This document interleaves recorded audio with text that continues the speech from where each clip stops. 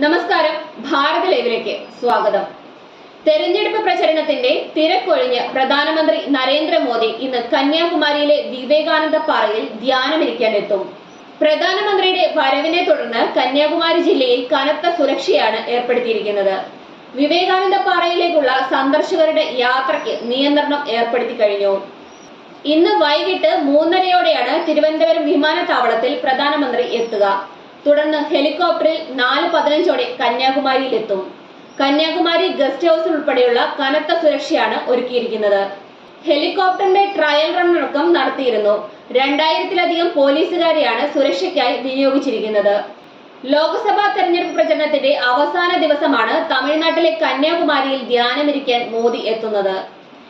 ഇന്ന് വൈകിട്ട് മുതൽ ജൂൺ 1 വരെയാണ് വിവേകാനന്ദ പാറയിൽ മോദി ധ്യാനമിരിക്കുക.